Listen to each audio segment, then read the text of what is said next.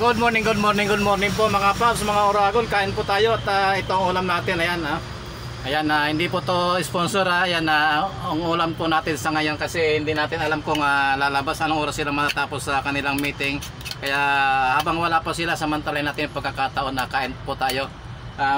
Lagi po tayo nagbabaon mga paps, kaya ito habang wala pa sila at samantalay natin kain po tayo. Ayan, lagay na po natin lahat para kung sakasali lumabas man sila, pwede natin takpan at takbo na tayo.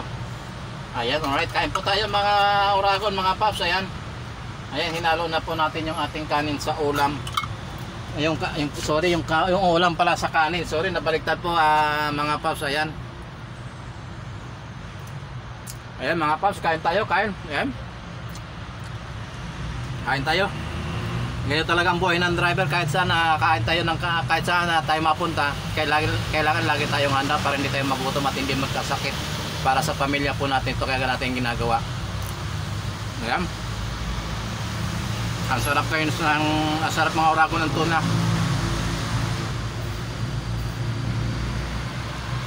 Kain po tayo.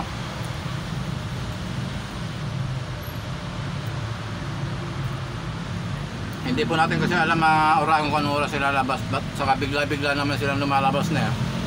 Minsan kasi mga oragon mayroon din pagkain yung mga driver, pero hindi natin dapat asahan yun kasi pag ganito, minsan yung mga driver, yung mga ang binibigyan ng pagkain, yung mga delegation lang o yung mga kasama lang sa meeting.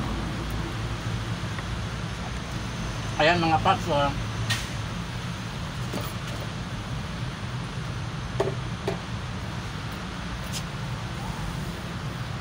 kain tayo. Tinitingnan po natin kasi sa likod baka biglang lumabas yung ulam natin medyo mangangamoy dito sa sakyan, kaya isprayan kagad natin siya.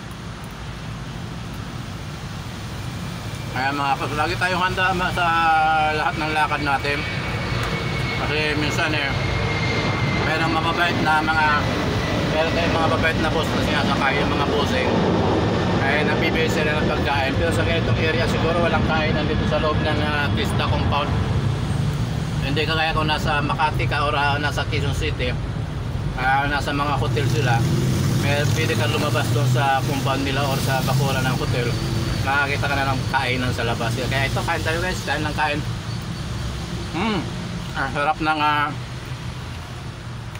Ang sarap ng tuna.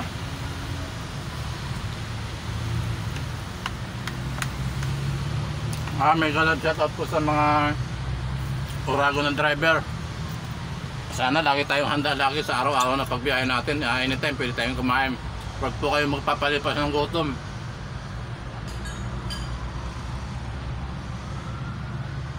Ayan po mga oragon, ang baonan po natin ng tubig yan, isang puno yan, pero naubos natin yan. Kailangan natin na maraming tubig sa katawan para sa ating pagtatrabaho sa buong maghapon. Mga paps, sa ngayon kasi wala akong overtime, kaya 7 to 4 lang ang pasok natin. Pero baka sa isang linggo magsimula tayo ng 4:30 ng umaga, matatapos po yun minsan alas 8, depende po sa traffic ng kalsada natin dito sa Pilipinas. Kasi dalawang area lang po ang si-service, dalawang area po ang si-servicean ko. Yung isa po ay sa Pelcoa at isa yun po yung sa Bacoor, Las Piñas, Parañaque. Medyo marami po yun, complicated po yung area kasi minsan matraffic, hindi natin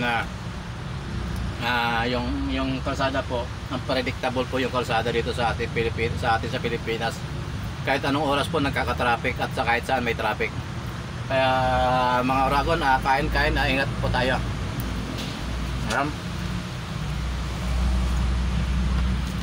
Masarap naman po ang tuna, lalo na pag medyo maanghang.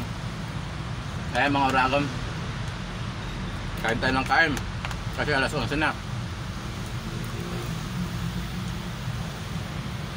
Kahit abutin man sila ng tanghali doon sa loob, at least tayo busog yan, di ba? Ayan, ang sarap na yung ating ulam. Medyo maanghang pala yung nakuha natin sa tindahan na tuna. Kayo po ay mabilis kumain pag ganito po kasi para pag dumating man po sila, ready na ulit tayo na lumayas.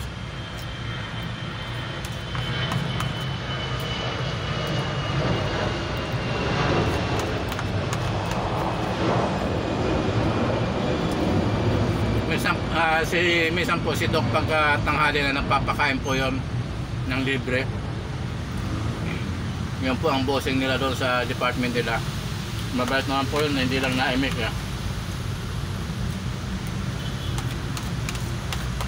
Ayan, matatapos na tayo guys.